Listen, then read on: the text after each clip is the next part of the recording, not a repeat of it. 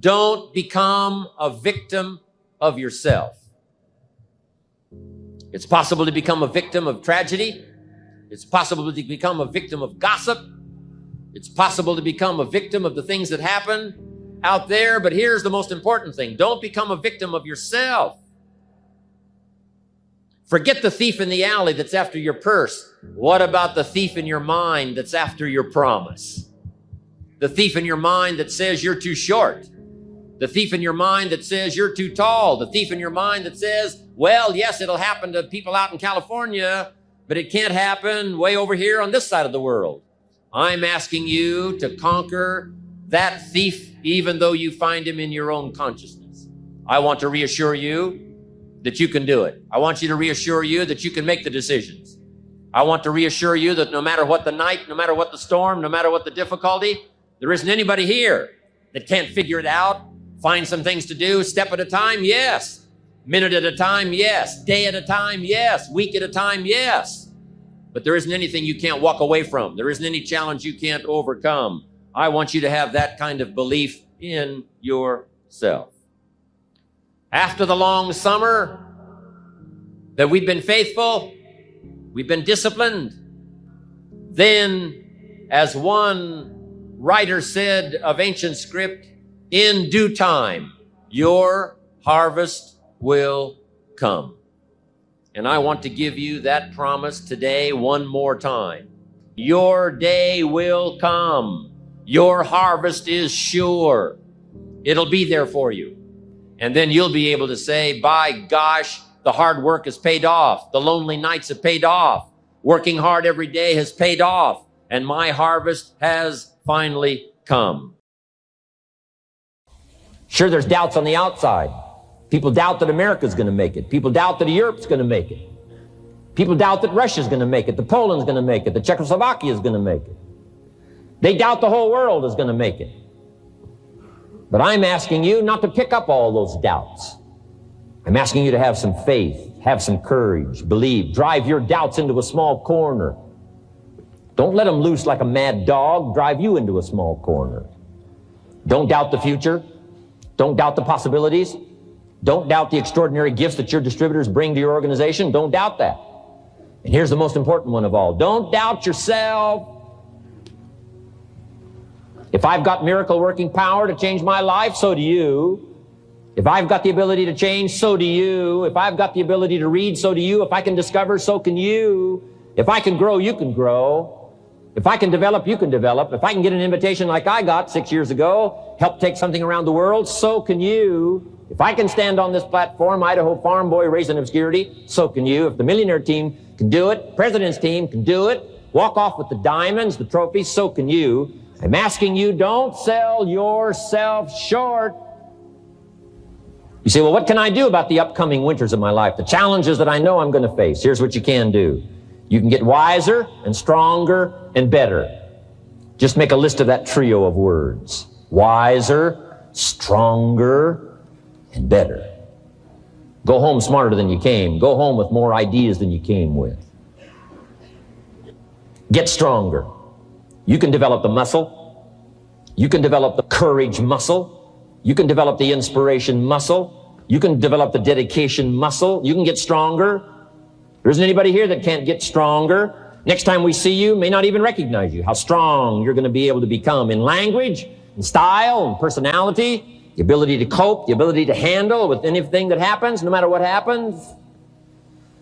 And the third one is get better. We can all get better. I've gotten better. First talk I gave, I stood up, my mind sat back down. But here's the secret to my success. I stood up and did it again. I stood up and I did it again. And I did it again and I did it again all those many years ago. I did it when I was scared, and I did it when I didn't want to, and I did it when I was ill.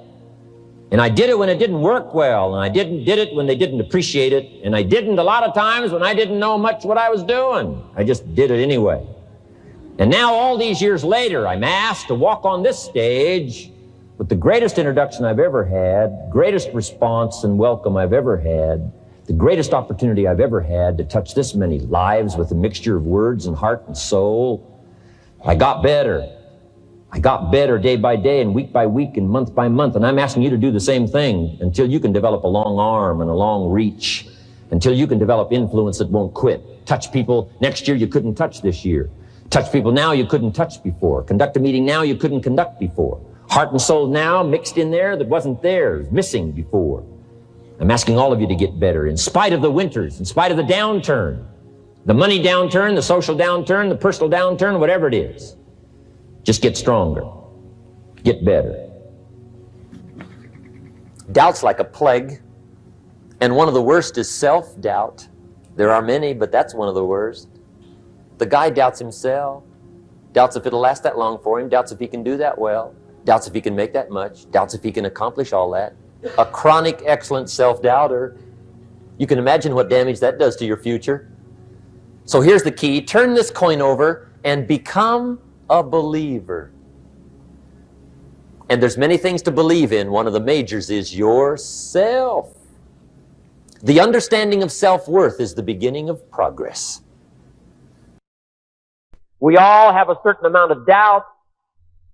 Nobody can be 100% certain. But here's what you must learn to do. Doubt your doubt and believe your beliefs. I used to be mixed up on that all those years ago. I used to believe my doubts and doubt my beliefs. And what a sad position that's to be in. Learn to doubt your doubt and believe your beliefs. It's easy to doubt the future with uncertainty. It's easy to doubt the past will serve you. It's easy to doubt the community. It's easy to doubt the country, doubt the government, doubt the banks, and doubt the money. It's easy to doubt each other. And here's the worst one of all. It's easy to doubt yourself. Doubt that you can learn, doubt that you can grow, doubt that you can change. But I'm asking you to turn that around. Drive your doubts into a small corner. Don't let them conquer you. Believe in each other. Believe in your country. Believe in the community. Believe in the rest of the world and their ability to struggle with the problems and come up with the answers. Believe that things are possible. And here's the most important one. Believe in yourself. Do not doubt your own ability. Don't doubt your ability to change. Don't doubt your ability to grow. Don't doubt your ability to take command. Don't doubt your ability to learn all the skills. Whatever you want, I'm telling you it's all possible. Make this note. None of us lack the capacity.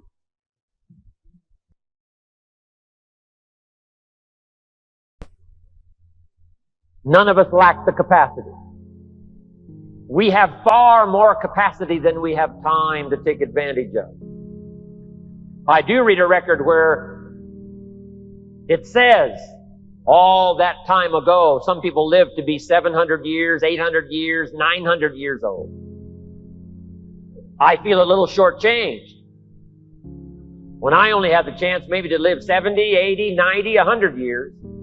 When all that time ago, the record says, some lived to be 700, 800, 900 years. It seems like it would take 7 or 8 or 900 years to tap the full extent of our capacity, let alone 70, 80, 90, 100 years. But here's what I'm asking you to do. Get busy. You've got more brain power than you've used so far. You've got more potential than you've used so far. You've got more strength than you've possibly used so far. No telling how many languages you can learn. No telling how far you can go. No telling how strong you can get until you get busy working on yourself and see if you can't tap all of your full potential. I found that the biggest enemy you have to deal with is yourself. There's an old African proverb that says, if there's no enemy within, the enemy outside can do us no harm. Look at your life. Look at where you want to go. Don't worry about your circumstances. Don't worry about your age. I have a friend who's up in age, over 70, and she wanted to build a multi-million-dollar complex. The name is Dr. Johnny Coleman.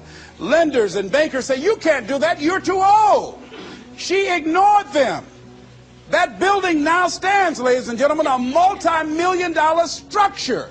But there are a lot of people who would have listened to that. There are a lot of people that would not have even gotten to that point. They would have talked themselves out of even going down to the bank to ask for it. because they've already said no to themselves. See, it's time now. If you want to make this your decade, you've got to start saying yes to your life. You've got to start saying yes to your dreams, yes to your unfolding future, yes to your potential, as opposed to saying no. See, 87% of our self-talk is negative. So you've got to make a conscious, deliberate, determined effort to say yes to your dreams. Why not? Why not me? Don't spend time like most people going through life complaining. You got to learn to let the past go so you can grow. Many people never act on their dreams because they allow their past experiences to determine what their possibilities are. Whatever you've done in the past, that's not a reflection of your possibilities. That's just a reflection of your consciousness. That's just a reflection of your development and your growth. The future is unfolding for you right now. The future is unlimited for you right now. No one knows where you can go. No one knows what you're capable of or what's possible for you. We have the power to change our personal history, changing the direction of our lives, changing our thoughts, changing where we want to go, exploring new horizons. So as you begin to look at this decade and affirming that this is your decade, as you set goals that will make you stretch, that will bring out the best in you, as you begin to remove the negative, toxic people from your life, as you decide to take some chances in life, and that's one of the things that's very important. Viscott said, if you're not willing to risk, you cannot grow. And if you cannot grow, you cannot become your best. And if you cannot become your best, you cannot be happy. And if you can't be happy, then what else is there? The ideal situation for a man or woman to die is to have family members standing around their bed praying with them as they cross over. But imagine, if you will, being on your deathbed and standing around your bed, the dreams given to you by life, the ideas that you never acted on, the talents, the gifts, the abilities that you never used. And there they are, standing around your bed, looking at you with large, angry eyes, saying, we came to you, and only you could have given us life. And now we must die with you forever. And the question is, if you died this very moment, what will die with you? What dreams? What ideas? What talents? What leadership potential? What greatness that you showed up to bring, that you allowed fear or procrastination to hold you back? When you don't have a true appreciation and acceptance for who you are, and you allow yourself to be immobilized by fear, what happens in the process is that you begin to abuse yourself. You begin to sabotage your life, you begin to sabotage your dreams, you begin to unconsciously work against yourself. You become your own worst enemy. So what do you do about that? Well, you begin to realize that your dream and your gifts have so much meaning and so much value for you till your hunger for them will begin to push you past the fear. Your hunger to have them will give you a special drive. And the majority of the fears that we have are not life or death fears. They're not those kind of fears. But through our imagination, we blow them out of proportion and we give them more power than they actually have or deserve, and we permit them to govern our lives. We permit them to determine how far we can stretch out on our dreams and discovering our stuff. As you assess yourself and begin to prove yourself and just say, wait, hold a minute. I've been sweating this out. What's the worst thing that can happen to me on this? Will it kill me? Will I die? Why am I going through all of these changes over this? How much power does this really have? And am I the one that's feeding the power into it? See, a lot of times we allow ourselves to be fed and to be programmed into being afraid. I mean, you watch the news and read the newspaper, you'll be scared to come out the house. You'll be afraid. So what kinds of things, what kinds of thoughts are you feeding your consciousness? What kind of things are you putting in your mind that will enable you to either move forward or to justify why you're staying where you are? The next thing is, It is important in the area of motivating yourself. It's important to know why you're doing it, because that mind will say, why bother? Why go through all this? This is too hard. No, throw in the towel. It's not worth it. Has it ever said that to you before? Here's how you can handle that. Here's how you override that. Write down 5 reasons why you deserve it. Why do you deserve what you want? Why you? Why do you deserve it? What meaning and value will it bring to your life? What's so different about you that you deserve your goal or this goal? And when you write down those 5 reasons, when you have some down moments, and you're going to have them, when that conversation starts talking to you, and it's going to talk to you, what you will do is you can pull that out and read it, and it will build you up. It will be your rod and your staff to comfort you through some challenging moments, because you're going to have some. Life will knock you between the eyes. It will catch you on the blind side, come out of nowhere, stuff you can't anticipate that will knock the wind out of you. You want to give up. That's why it's important for you to work on yourself, listening to tapes, building yourself up, talking to yourself with power, feeling, and conviction, building yourself up day in and day out, because it's coming. What are some of the self-defeating behaviors that we become involved in that prevent most people from enjoying themselves? Some people develop the "what's the use" attitude. Why bother? Some people have the "I really don't care." And they convince themselves that they don't care and they don't feel anything. And after a while, they really don't feel anything. Their lives are empty. Some people say, well, it's really not worth the hassle. Just too hard. A lot of people don't ever do the things they're capable of doing because they allow themselves to go along with the crowd, following the crowd.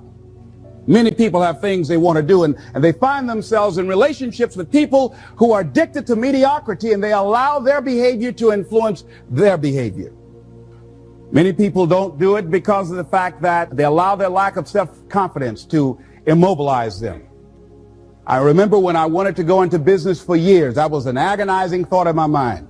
I wouldn't try it because I didn't believe that I could make it. Of the 5 things that you would like to do if you had the courage to do, I want you to pick one thing. Pick one. And here's how to set it up for yourself that will help free you and get you unstuck. What is the worst thing that can happen if you do it? So what's the worst thing that can happen? Let's say going into business for yourself, or changing careers, or getting a divorce, taking some kind of chance of something that you've always thought about doing, but you just haven't done it for whatever reason. What's the worst thing that can happen? Do the worst case scenario. Now, when you do the worst case scenario, you write those things down, the worst things that you fear would happen. When you name your fears, that puts you in control. What are you afraid of? Name it, write it out so you can look at it, confront that fear. Now that takes you to the next step. What are the benefits? What are the benefits of your acting courageously, taking life on? What are the benefits of your acting courageously? Whatever it is that you've identified. Write the benefits down and then focus on them. Focus on the benefits, not on the liabilities, not on your fears. Focus on the benefits. That which you hold in consciousness tends to manifest itself. Think about how good you feel. Think about the level of increased self-respect, the sense of self-worth that you'll feel. How good you feel getting up in the morning, looking yourself in the mirror because you're taking life on. The other thing is acknowledge your fears and then go into action. This book is called Feel the Fear and Do It Anyway. That's it. See, I believe anybody who's ever done anything, who's ever taken a chance, doesn't mean that they are not afraid. Courageous does not mean being the absence of fear. I think that being courageous is willing to do it because that's what you feel, and you're going to do it anyhow, regardless. So you're not going to be immobilized by your fears or your doubts. You admit, okay, I'm scared to death. Now, okay, what is it that I must choose to do? Go ahead and experience that fear, but don't let that fear immobilize you. In what you've done with your life thus far, Is it giving you what you want? Is it giving you what you want? When you look toward the future, when you look at all that's going on out here, is there some place within yourself you say, hey, I know I need to be out there in that arena. I know I can do more than what I've been doing. I know there's some great music that I have within me that I haven't brought out here yet. Is that something that you begin to look at within yourself? See, I say if you look at your life, and if you're not getting what you want, you owe it to yourself to do something differently. If you're on a job, 85%, they say, of Americans go to jobs that they're unhappy. If you're doing something 8 hours a day that you don't like, it's not giving you what you want, it's not giving you a strong feeling of satisfaction and fulfillment, you're miserable, you hate to go there, you're depressed just thinking about it, you sing the "Thank God It's Friday" song every week, it's giving you headaches just thinking about it on Sunday afternoon after the football game goes off. If that's what it is, you owe it to yourself to start strategically working to change directions. See, but you know what most people will do? Most people will resist change. Most people will fight change as if change would be worse than what they're experiencing. Once you begin to discover who you are, then you really realize how you have been given authority and dominion over everything on the face of the earth, including all the dimensions of your life. But you can only do that through the struggle of life. And most people avoid the struggle. Most people go through life avoiding pain. And when you go through life like that, something in you dies. Something in you that you never activate is lying dormant in there, that you never get a chance to call on because you have not challenged yourself. Somebody said the land of familiarity belongs to the dead. That most people like to feel like they're a king in the area of their comfort zone. They only want to do those things that they know how to do well. Osborne said, unless you attempt to do something beyond that which you've already mastered, you will never grow. So if you want to begin to grow, you've got to put something out here that you can't reach easily, that has got to make you stretch, got to make you jump for it, got to make you get back a little bit and dig in so that you can take a leap for it. And maybe you jump up there and you miss it and you skin your knees and you come back again and you bust your lip next time.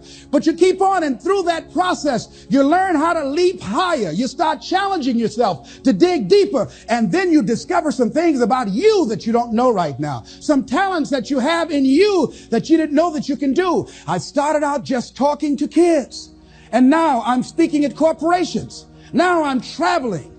I didn't know I can do this, but had I not given myself a chance, and I'm saying to you, give yourself a chance. Here's something else. If you want to begin to make your stuff happen for you, I think that it's very important that you start trusting yourself. Listen to yourself. Listen to that still small voice within you. Don't try and make everything logical. There are some things about life that defies logic, that you just can't explain how the outcome is going to be. That once you begin to trust yourself and your ideas and your instincts, life takes on a whole new meaning, because now I want you to do that feeling that you are led. Just feel, I am led. You don't need anybody to approve your dream. It was given to you. If they can't see it, it's because it wasn't given to them. It was given to you. Hold it, nourish it, cultivate it, work on it. It's yours. It's your baby. Work on it until it comes into fruition. I want you to ponder these 4 questions. Here's the first one, and that's why. Why pay the price? Why work this hard? Why go this far? Why try to learn this much? Why try to do it all? Why try to see it all? Why try to have it all? Why do it? Why learn it? Why study? Why put yourself out? Why try to take on this much responsibility? Why develop yourself to the full? Why try to become all that you can possibly become? Why try to earn as much as you can earn, share as much as you can share, develop every skill you possibly can, see every human you possibly can, Go to every class you possibly can. Touch everybody you possibly can. Why do that much? Why go that far? Why share that much? Why give that much away? Why try to see everything? Why try to do everything? Why try to become everything? That's a good question, why? And you're the only one personally that can answer that question for yourself. You've got to have your own list of whys. Work on your list of whys. One of the big thrusts for success is to come up with a strong enough why. If the why is powerful, the how is easy. But if the why isn't strong, if your goals aren't powerful, if the vision isn't clear, the old prophet said, without a vision we die, without a vision we perish, without a dream we're nothing. I'm asking you to sit down with your family and develop a dream strategy. I'm asking you to make a list of what you want. What kind of health do you want? What kind of skills do you want? What kind of income do you want? What kind of gifts do you wish to bestow?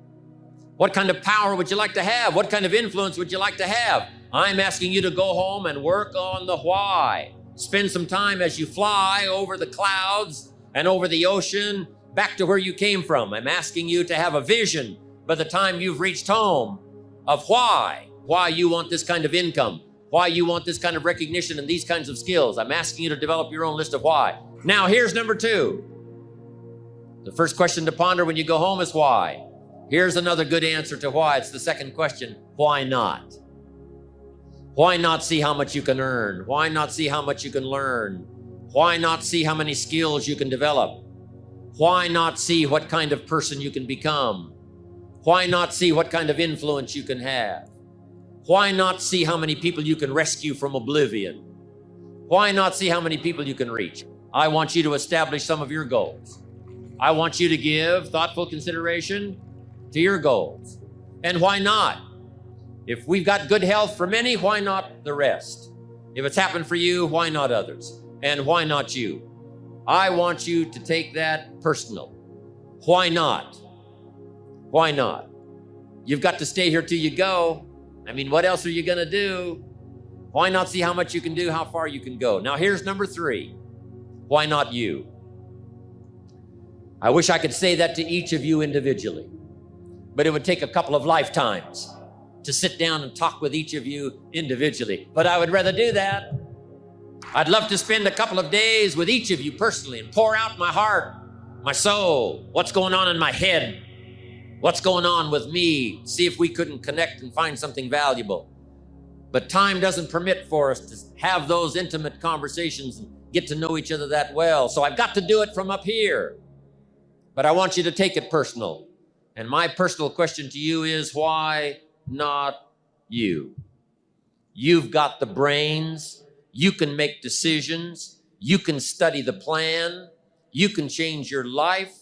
You can grow immensely in the next few years. You can make your dreams come true. You can build a financial wall around your family nothing can get through. You can become healthy. You can become powerful. Why not you? And now here's my last question. My very last question on the questions to ponder is, why not now?